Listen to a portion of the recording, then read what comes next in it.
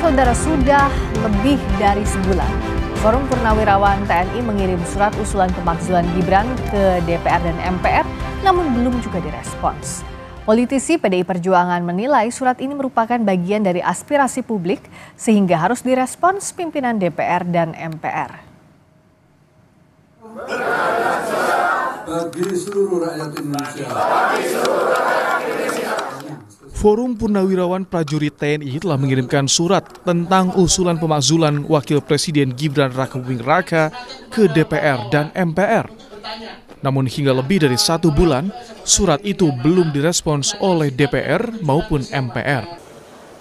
Ketua DPR Puan Maharani mengaku belum menerima surat soal usulan pemakzulan Wapres Gibran.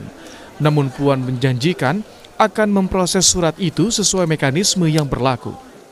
Dengan surat, kita akan cek kembali apakah bisa langkah-langkah apa yang akan dilakukan, dan tentu saja kita akan proses nantinya dengan sebaik-baiknya.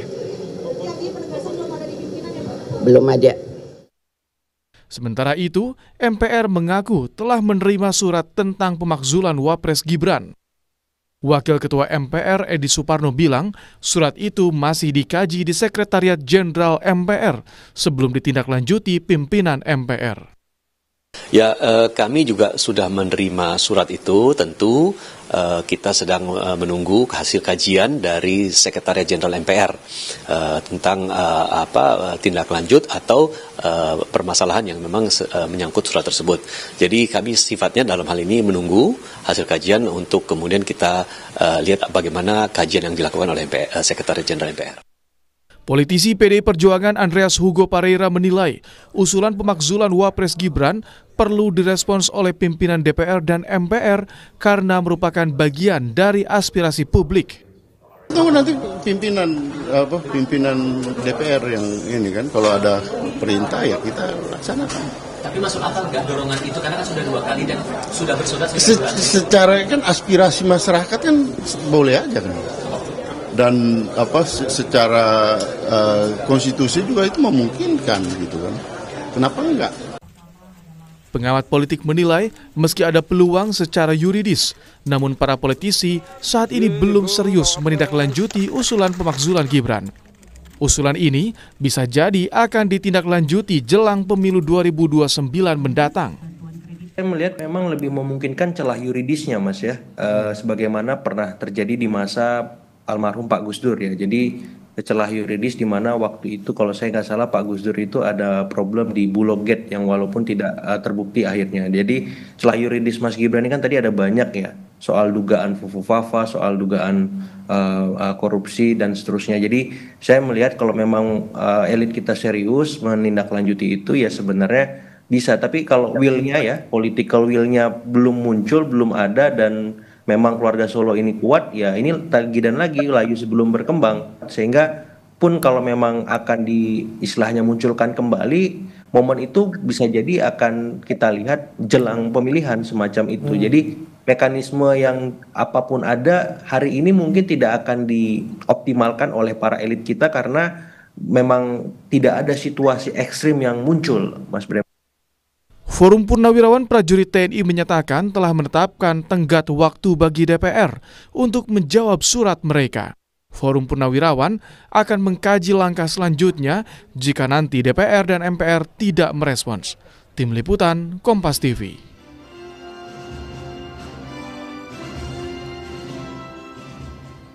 Mengapa para politisi di Senayan tidak segera merespons usulan pemakzulan Gibran yang diajukan Forum Purnawirawan TNI?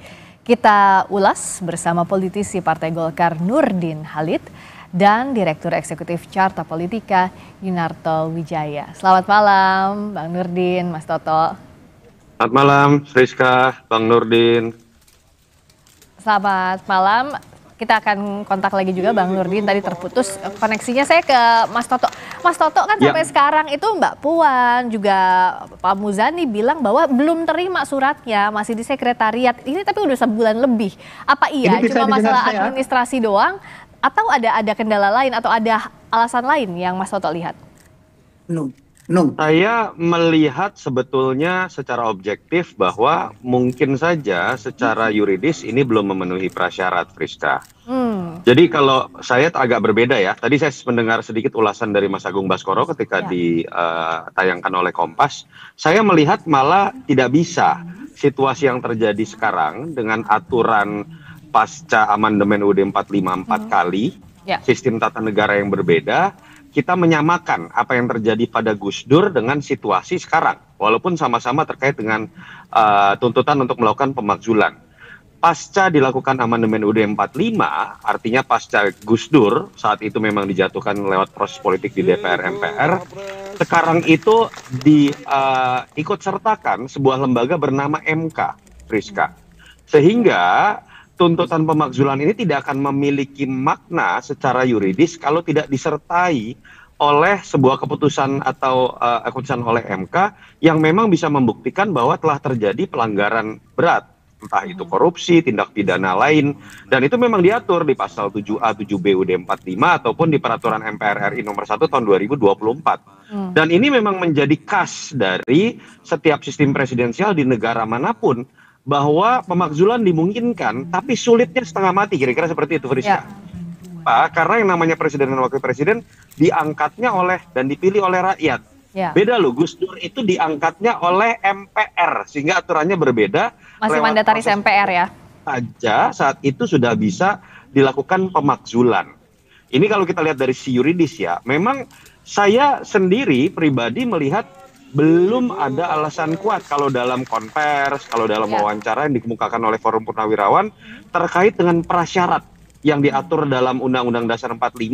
Apa sih pidana yang dilakukan oleh Mas Gibran misalnya? Kalau misalnya dikaitkan dengan yang namanya pencalonan yang dianggap tidak sah saat itu, keputusan kontroversial MK, saya pun merasa itu keputusan kontroversial dan saya tidak setuju Gibran maju kalau bicara secara pribadi, secara politik. Tapi kita harus akui juga sebagai warga negara, secara yuridis itu sudah menjadi hal yang sah, yang sudah diterima pencalonan oleh KPU. Itu yang menurut saya memang masih menjadi PR buat siapapun yang menginginkan pemakzulan, termasuk oleh para Forum Purnawirawan.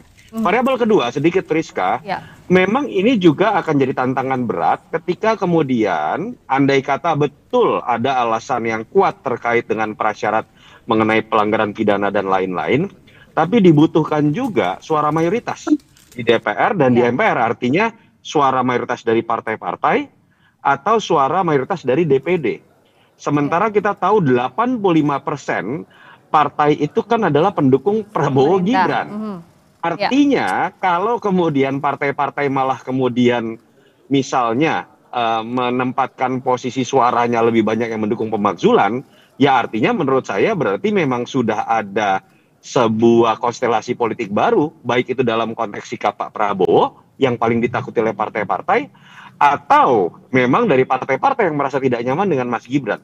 Ini rentetan prasyarat-prasyarat yang menurut saya harus dipenuhi kalau betul-betul ingin menjadi sebuah pemenuhan tuntutan dari pemakzulan terhadap Mas Gibran. Artinya apa? Saya bisa simpulkan ini sulit buat dilakukan. Sulit dilakukan. Saya mau follow up pertanyaan dari yang Mas Toto sampaikan tadi dulu ke Bang Nurdin. Kalau di koalisi sebenarnya masih solid nggak sih mendukung Mas Gibrannya juga sebagai pasangannya Pak Prabowo? Jadi kalau ditanya soal soliditas koalisi itu lebih solid, saya nggak tahu apa istilahnya lagi. Pokoknya lebih kompak, lebih solid di dalam mendukung Pak Prabowo Gibran menjalankan asta-cita Presiden Prabowo. Tidak ada celah dalam kaitan pelaksanaan program asta-cita terhadap dukungan koalisi, itu sangat solid, baik di eksekutif maupun di legislatif. Nah, saya sebagai salah satu anggota DPR itu saya merasakan betul bagaimana kesulitan, bagaimana kekompakan daripada koalisi pendukung Prabowo Gibran. Berkaitan dengan adanya usulan dari Purnawirawan, kita menghormati sebagai sebuah pendapat di era demokrasi, itu kita menghargai. Tetapi dengan dua alasan yang saya baca itu sama sekali tidak punya dasar. Tadi Bung Toto sudah mengatakan bahwa apapun kontroversinya, keputusan MK final and banding itu tidak bisa diganggu-gugat. Ya. Satu. Yang kedua, secara hukum juga dia udah disahkan oleh KPU. KPU adalah lembaga yang dijamin oleh undang sebagai penyelenggara pemilu yang independen itu. Yang ketiga, yang kedua adalah rakyat 58% memberi kepercayaan memilih Prabowo Gibran. Jadi secara konstitusi adalah tidak ada alasan sedikit pun untuk memasukkan Gibran. Yang kedua, alasan seolah-olah Gibran apabila terjadi sesuatu yang kita tidak harapkan terhadap presiden, maka dianggap tidak mampu. Dari mana dasarnya apa pendapat itu disampaikan. Oleh karena itu menurut saya tidak perlu MPR, DPR merespon daripada surat tersebut. Karena dan ini berbeda dengan Gus Dur.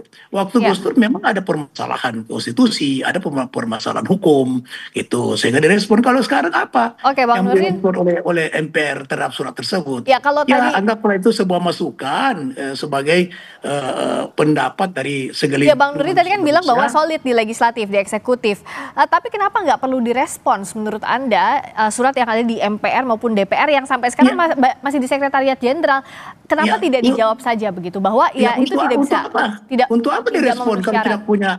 Untuk apa direspon? Kalau tidak punya dasar yang kuat secara konstitusi. Kita kan negara hukum, kita negara demokrasi, memahami, memaklumi adanya surat tersebut para purnawirawan, kita menghargai itu. Tapi kemudian follow up-nya tentu harus dilanjuti berdasarkan konstitusi, berdasarkan hukum. Sekarang kalau saya tanya, direspon dengan kaitan apa sementara dasar hukumnya tidak kuat sama sekali.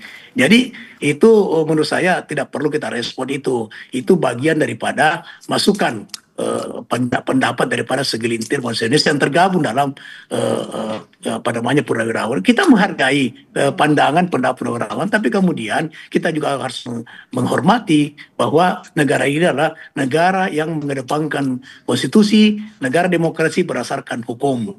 Di era menurut partai tidak ada yang kita tidak usulkan kecuali menegakkan hukum, dan itu adalah konstitusi kita.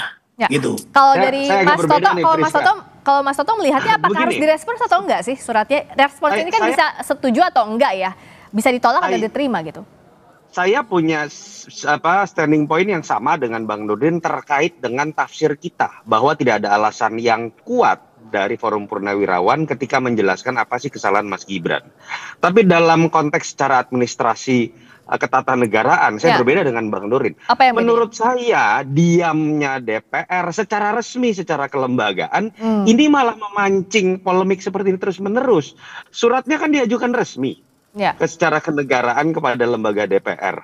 Ketika dianggap surat ini tidak memenuhi prasyarat untuk dilanjutkan secara kenegaraan untuk diproses menuju tahapan pemakzulan, misalnya karena tidak ada surat dari MK yang harusnya disertai terkait dengan peraturan yang memang ada di peraturan MPR nomor 1 2024, pasal 7A dan 7B UUD 45, harusnya dijawab secara kelembagaan oleh DPR bahwa kami tidak bisa meneruskan karena ada hal-hal yang tidak memenuhi syarat secara aturan.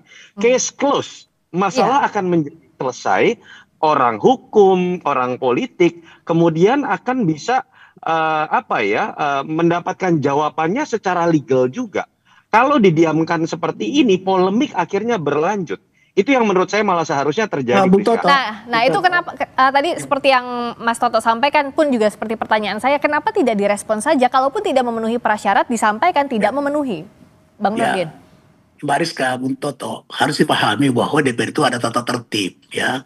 Tidak semua surat itu harus direspon oleh pimpinan DPR. Kenapa? Karena setiap surat yang harus direspon DPR harus melalui berbagai jenjang sesuai dengan tata tertib. Misalnya harus dibahas dulu pada musyawarah, kemudian ada badan aspirasi, ya. Nah ini kan aspirasi. Nah badan aspirasi lah yang membahas dulu ini, kemudian menyampaikan apa yang harus dilanjuti oleh pimpinan DPR.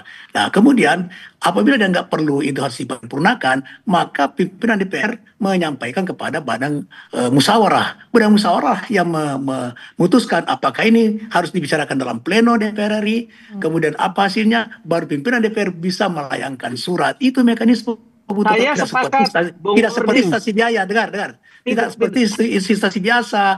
Saya misalnya Kementerian Kementerian apa saja, surat bisa dijawab. Yang saya protes adalah Bang Nurdin, tidak semudah itu, Bung Toto. Pasti Bung Nurdin, Anda dengar kalimat saya, Bung Nurdin, yang tadi saya tidak setuju adalah Bung Nurdin mengatakan tidak perlu direspon secara kelembagaan. Kalau saya pribadi Bahwa berpendapat ini itu harus, tidak perlu. nah itu kan Bung Nurdin. Kita ketika berbicara mengenai apakah yang seharusnya dilakukan oleh DPR secara kelembagaan, Bang Nurdin tadi sebenarnya sudah menjelaskan bahwa ini tetap akan diproses, bahwa itu bisa melalui badan aspirasi, bisa melalui badan musyawarah, bahwa tidak perlu di pleno ketika tidak memenuhi prasyarat, itu urusan lain. Tapi kalau kesimpulannya kemudian tidak perlu direspon, tanda kutip, karena tafsir pribadi dari masing-masing anggota DPR, malah itu yang menurut saya membuat polemik. Yang kedua, Friska, menurut saya ini jadi menarik loh, Friska. Kalau kita lihat tuntutan-tuntutan seperti ini, termasuk forum purnawirawan, ini menjadi menarik. Apa? Di satu sisi mereka sangat mendukung Pak Prabowo. Di sisi lain sangat menginginkan pemakzulan Mas Gibran. Menurut saya, kata kuncinya di sini adalah Pak Prabowo. Karena Pak Prabowo masih sangat dihormati oleh pihak-pihak yang menuntut. Maksudnya kata kunci Pak Prabowo apa maksudnya, Bung Toto? Iya, Kata kunci Pak Prabowo kuncinya apa? adalah, saya belum selesai sudah dipotong. Oke, satu-satu ya, satu-satu dulu ya. Tadi mau Ke Mas saya. Toto. Oke. Sekarang saya tanya, kata kunci maksudnya kata kunci Pak Prabowo itu apa? Saya lagi jelaskan jadi terpotong gara-gara Bung Nurdin. Ya, sama Menurut saya tadi terpotong juga. saya, secara terpotong informal, hal-hal seperti ini sangat mungkin bisa diselesaikan ketika ada komunikasi yang baik dengan Pak Prabowo. Pak Prabowo kan sudah menjelaskan bahwa dia ingin ada stabilitas politik, bahwa beliau menginginkan adanya persatuan, dan saya yakin Pak Prabowo kalau kita baca statement-statementnya sangat tidak menginginkan yang namanya dorongan tentang pemakzulan, upaya dipisahkan dengan wakil presiden. Dan ketika Pak Prabowo masih sangat dihormati oleh pihak-pihak yang menginginkan atau menuntut pemakzulan ini, sebuah komunikasi informal dengan Pak Prabowo menurut saya akan menyelesaikan masalah. Itu saja kok poinnya kenapa saya menjelaskan bahwa kata kuncinya secara informal ini akan ada di Pak Prabowo. Karena wibawa Pak Prabowo masih sangat dihormati oleh orang-orang ini. Oke. Kalau kita mendengar ya, Bung Toto, kalau kita mendengar ya konferensi pers oleh penasihat presiden dalam hal ini Pak Wiranto, sebenarnya sudah jelas sikap Pak Prabowo. Tidak perlu lagi disampaikan bahwa ini kata kunci Pak Prabowo. Itu sikap presiden itu sudah jelas yang disampaikan oleh Pak Wiranto waktu itu ya. Nah, oleh itu gini, kita tunggu saja selanjutnya apakah ini akan dibahas oleh DPR atau tidak. Kalau saya sebagai anggota DPR secara pribadi mengatakan tidak perlu dibahas. Kenapa? Tidak punya dasar yang kuat gitu loh.